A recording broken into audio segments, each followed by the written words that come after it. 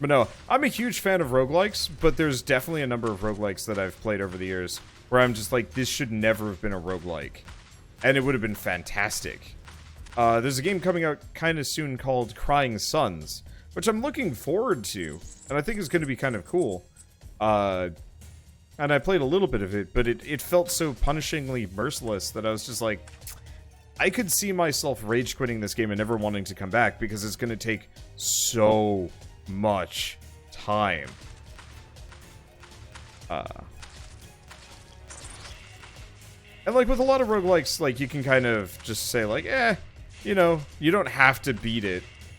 But like that feels kind of like a cop-out. And it's like, well, you don't, you know, you just gotta get good. And it's like, I mean, I can, but for a lot of them, yeah, it's just time commitment.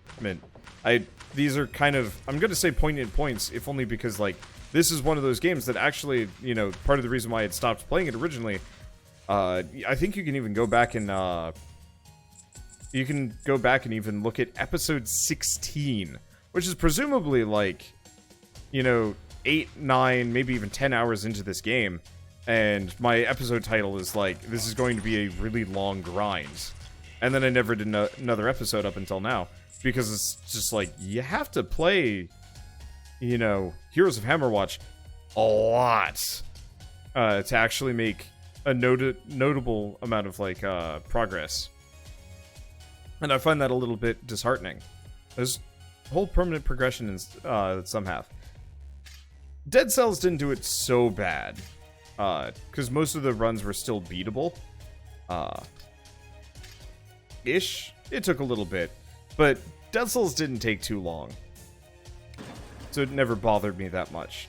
And Rogue Legacy, while it has roguelite elements, I would actually say Rogue Legacy is not, in fact, a roguelike. Because of how much the game is based on that meta progression. It's too based on successive runs, you know, getting you resources. And, you know, you actually have like a very, even this game kind of to some degree. I'd almost say they're arcadey. It reminds me of Gauntlet Dark Legacy. Or really any of the Gauntlet games, which is fair. I mean, the original was absolutely, you know, an homage to the original Gauntlet games.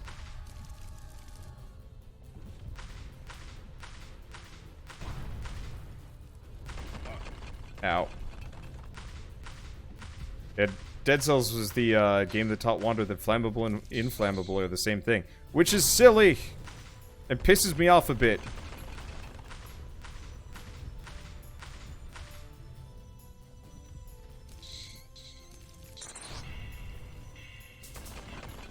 Ugh. That got bad.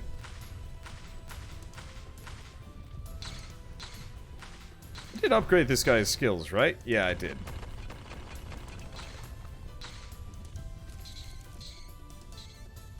Burn for me. Preachers. Okay, not too much damage. At least these guys are kinda...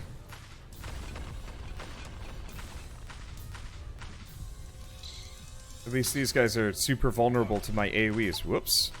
Good time for a healing potion. And there we go. Old map. Old man. Now, can you go back after you've beaten this guy? You can. Have I used the ore elevator yet? I haven't. Cool. 100% tax. Screw you, game.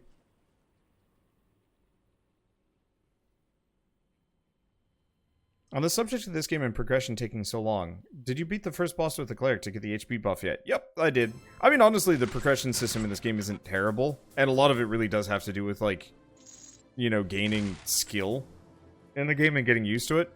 But there is definitely, like, a feeling of you need to grind just to be able to beat this, because, like, there's no way you're going to be able to beat this game on your first run. Which, you know, I'm kind of fine with that. Because, yeah, that means you can overgrind and have an edge so that you can beat it.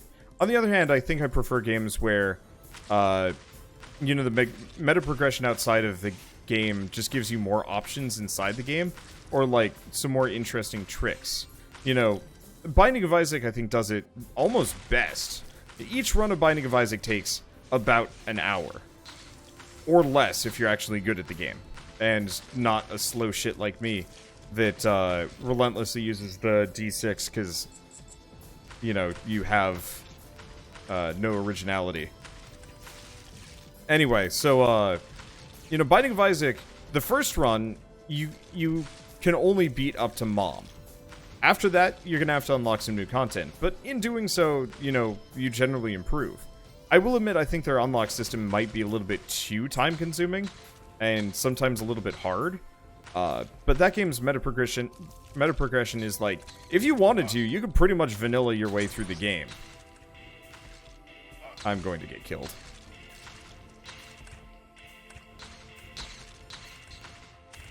But that's okay. Yeah, there we go. Figured as much. And so,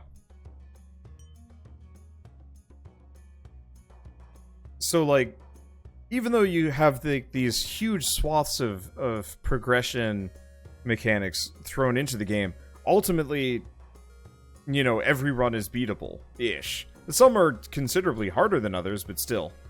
5 damage. Yeah, the problem is the fire breath just gets considerably more expensive.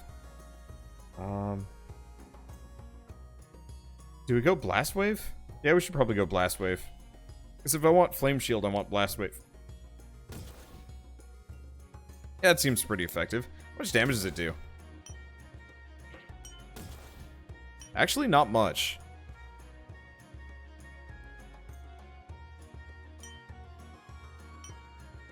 But yeah, what other games have, like, satisfying meta progression? The problem is, like, it's very hard to have satisfying meta progression in a roguelike without it either throwing the balance off really hard, making the game too grindy, or just being completely meaningless. So yeah, does this have permanent upgrades? Oh yeah. I mean, this game is about meta progression, ostensibly. Part of the reason why you see me just kind of throwing runs left and right is because, like,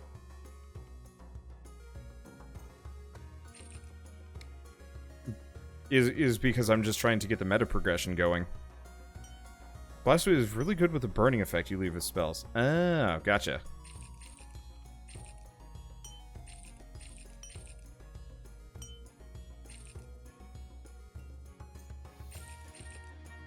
Gonna get those two. We could technically go over to the skill lady. We should do that, actually. Let's go over here. We've got some amount of ore. Do we go skill damage? If there's a character to get skill damage on, it's probably this guy. Probably. Okay, I want to go look at that burning effect.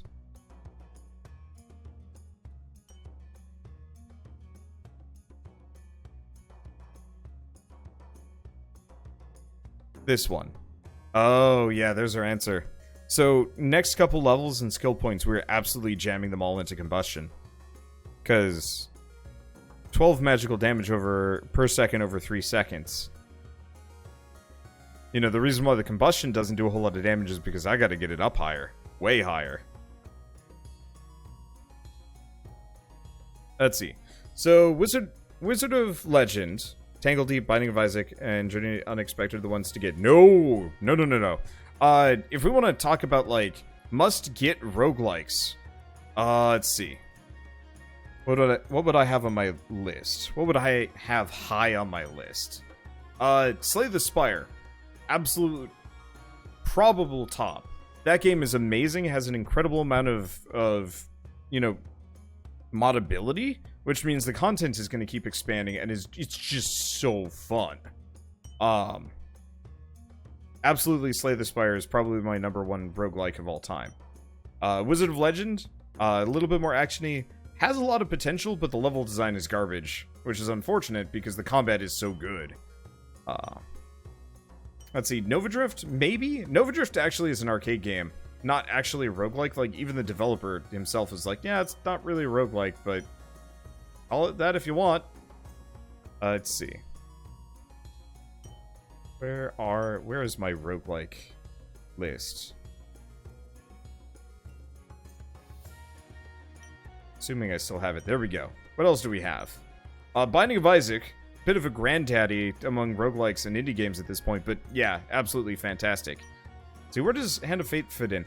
I actually don't like Hand of Fate that much. The combat system is inferior to, say, like, Batman Arkham Asylum, Arkham Knight, Arkham whatever. And so, like, playing it actually feels really awkward. I don't like it as much. Darkest Dungeon was good. Not a roguelike, though. Has roguelike elements, but not a roguelike. Good, though. Let's see. I mean, honestly, yeah, you can argue with me on that one, and you'd probably be right. But I don't consider that one to be a roguelike because of the heavy meta progression and so on and so forth. Let's see, what else do we had? Cavern Kings could have been good, but don't buy it anymore. The last update for it was 3 years ago. Let's see, Crypt of the Necrodancer is real good. Admittedly, it's kind of niche because of the fact that it's a rhythm roguelike, but that's a real good game. Let's see, Dear God, I don't even know what that game was. Don't Starve kind of is a roguelike. It's like a roguelike survival game. I'd recommend getting the multiplayer version, though, because the multiplayer version is fun. Dungeon of the Endless is fascinating. And good with friends if you, if they're patient enough to do a run. The runs kind of take, like, 5 hours, but it's fun, it's got some interesting potential, and probably one of the best soundtracks out of all of them. Let's see.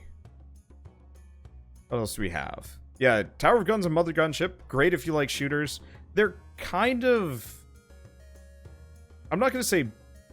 They're not bad. They're repetitive. They don't have the run variants that, say, Nova Drift can have. So what about Hades? Hades is great, but not for the faint of heart. It's really hard on your hands if you're not used to such things. When it fully comes out, Don't Starve. When it fully comes out, Hades is going to be absurdly good. As it stands, I don't know, it's good. I don't know. And yeah, Hades just got an update. I might switch to it, but I gotta go see what Shell's up to, because I might be doing Wargroove with her. I'm also pretty tired, so I'm not sure if I'd be very good at Hades right now. But yeah, Hades is a great roguelike. Let's see. And yes, it is absolutely a roguelike. Technically also has meta progression, but most of the game is generally beatable without it. Ish. You need a little bit, but it's not nearly as grindy.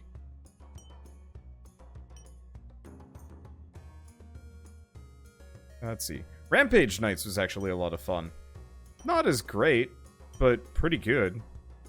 Wow, they've still been updating it. Last update was back in October. I was not expecting that. It even is coming out on the Switch, apparently. Or, no, they just put it out on the Switch. Risk of Rain is really good, always.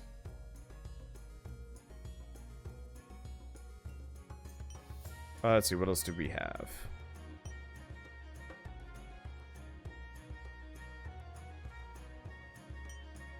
Spelunky is a bit of... It's more kind of platformy, almost arcade stuff. But Spelunky was definitely a worthwhile thing. Let's see, what else was there? Caves of Cud, if you want a really old school proper roguelike. Caves of Cud is probably the best one that I've ever played. Tales of Maj'El is pretty good, but it's so ugly. Let's see, what else was there? Heat Signature was kind of interesting. Very Hotline Miami, but really good. I didn't play that much of it, but it was fun. Let's see, what else was there? Sword of the Stars, The Pit, also traditional roguelike, but a bit of a pain. What was the one I was just thinking of? I was just looking at it too. Nope, it's gone from my brain. See, did I play Ziggurat? I did. I thought it was okay. My problem with Ziggurat is it lacked the verticality the Tower of Guns had, and so while the run variance was a little bit better, the movement and gameplay in the game felt very lateral, and it didn't feel great. And so I had a lot of fun playing Ziggurat, but ultimately I'd rather play, say, I'd rather play Tower of Guns or Mother Gunship. So what about FTL? Yeah, obviously FTL is fantastic. I kind of have a love-hate relationship with that game because the RNG can be a little bit punishing. But FTL is pretty good. Let's see. Damn, what else was there? There's tons. There's tons of roguelikes. Oh, shoot. Okay, there's two more that are pretty good. A robot named Fight. If you like Metroidvanias, a robot named Fight is actually one of the best roguelikes I've ever played. It's got fascinating mechanics, and the run variance in that game is stupid. I really like playing that one. I almost want to do a run of it tonight. We could do a run of it as kind of like a switch over to Wargroove if Shell would be down for that. Because that game is good. Hard, but good. And then the other one is Dungreed, which is the one with the Christmas tree. Dungreed was pretty good. I liked it a lot. The developers did some kind of dickish things, though, so I was a little bit uncharitable. Effectively, one of my moderators was actually making a mod for the game, and they straight up just stole his mod and then made it so he couldn't do any more modding. Which I would say is pretty uncool, all things considered. They've been updating it pretty consistently. The last update was last month. And, like, it is a pretty good game. I don't know. If you've got modders, like, biting you the bit to mod your game, don't freaking lock them out and then steal their code. Yeah, that's the game that took Cry's code, which, like, is not cool. So, I'm a little bit iffy on covering that game again. Just because it's like, that's kind of a dick move. But, I mean, they're also a Korean company, so modding might not be, like, a particularly... I don't even know what the Korean indie game scene is. To be totally honest.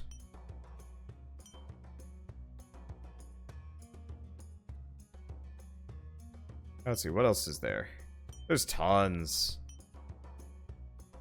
Let's see, Kingdom used to be kind of potentially interesting, but they've kind of just been iterating on the same ideas for too long.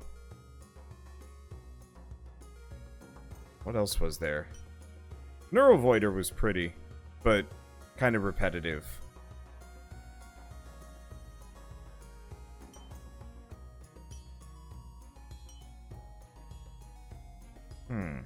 Trying to think of other games. What game? Neurovoider. I thought it was neat. Unfortunately, it lacked interesting run variants, so it got kind of repetitive. And they were more interested in just making it challenging instead of actually exciting. So the Korean indie scene is 5,000 new games a month, all reskins and money sinks. That sucks. Enter the Gungeon. Oh yeah, Nuclear Throne and Enter the Gungeon are absolutely amazing. If you haven't seen or played either of those, I don't like them as much, but that's just mainly because I'm crap at them. But they're worth your time if you actually get good at them. What else is there?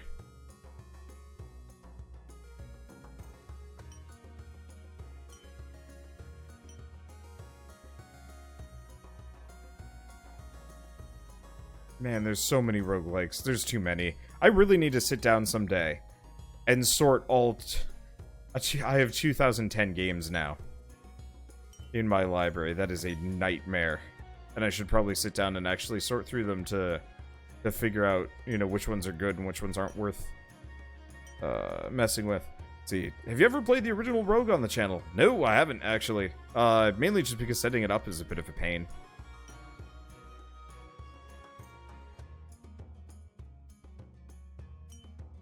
Let's see, what... Oh, Sublevel 0! If you ever played if you've ever played a 6 Degree of Freedom game, Sublevel 0 is probably one of the best ones I've ever played, and also,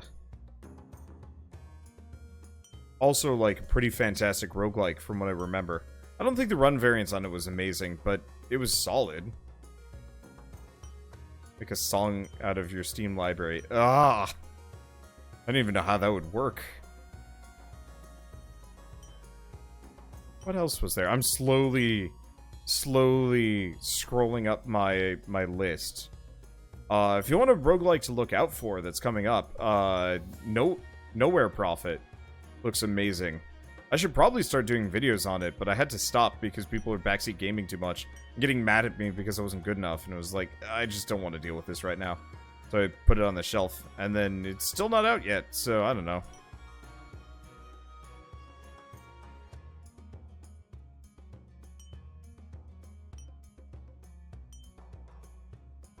Let's see, you missed the roguelike roulette. We could bring it back.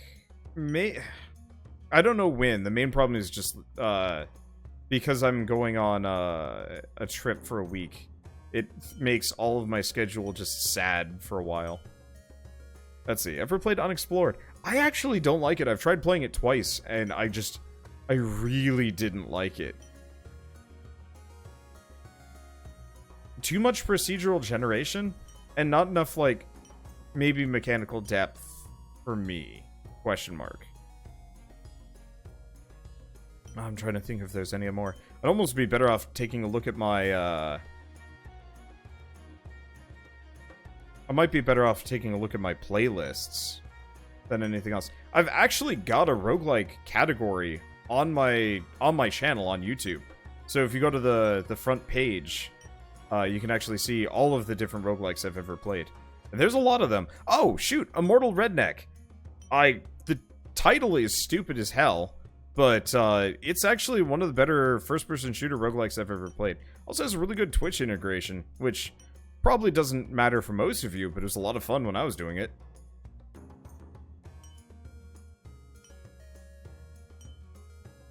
What else do I have?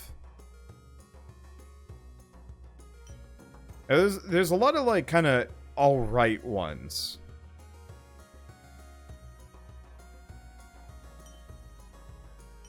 Did I get a chance to enjoy the weather today? Yeah, it was really nice. Admittedly, we had to go out shopping, but it's close enough. Let's see, would you consider Moonlighter to be a roguelike? Nope. I would not call it a roguelike. I did not like Moonlighter that much. A lot of people are like, Moonlighter's great! I'm like, this game is so shallow.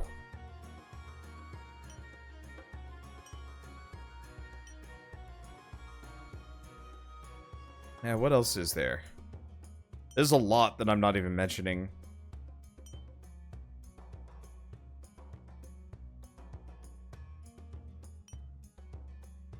Let's see. Yeah, I'm going up quick through my list.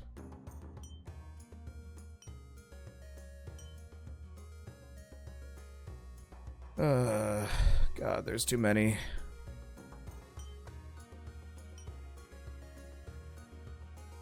Let's see. Would you consider Flamebreak as a roguelike with how much meta progression it has? Yeah, absolutely.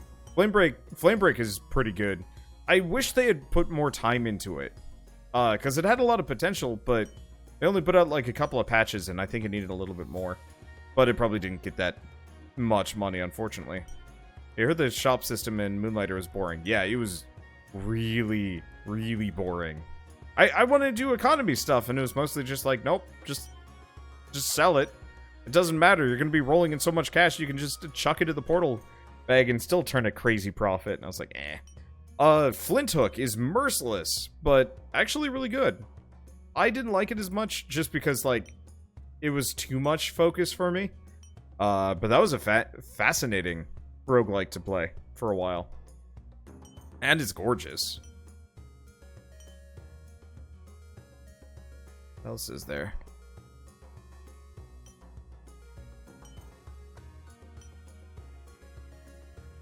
Tons. I mean, I started at the bottom and I'm going up. What else did I have? Not too many. Let's see, was Children of Morta ever released? Children of Morta ain't out yet. Once Children of Morta comes out, absolutely. But that game is... Yeah, Children of Morta moved to 2019. That's the last bit of news I've got. Which is unfortunate because it's pretty good. Oh, Cave Blazers is merciless, but great. What about Hollow Knight? That is not a roguelike.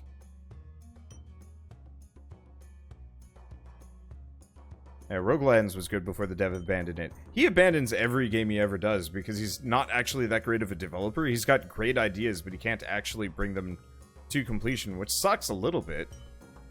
Hey, thank you, Chikira, for the 20-month resub. Damn. I've really got to get working on that, I really got to get working on that 2-year icon. What else is there? There's more. There's so many more.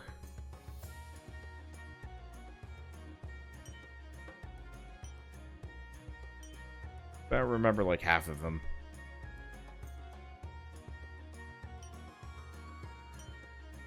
Let's see. Really looking forward to Scourgebringer. Yeah, Scourgebringer looks great. They're the seven developer. They're the same developers as a Neurovoider. And it looks like it's going to be a more interesting game, which I'm excited about.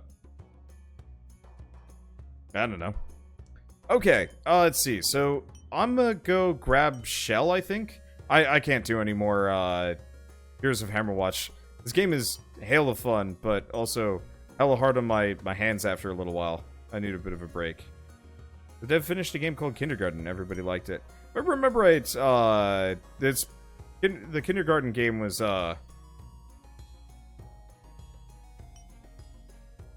like a really big hit with YouTubers. Was that him? No. No, Kindergarten was a different... Oh, wait, what? Oh, yeah. He renamed his company. I didn't know he has now named himself Smash Games. Well, okay. So I guess he got one. But I know, like, Magicite and Roguelands were both, like, unfinished things. He's currently working on some kind of, like, fantasy town builder. Which seems neat, but I don't know if I trust him anymore.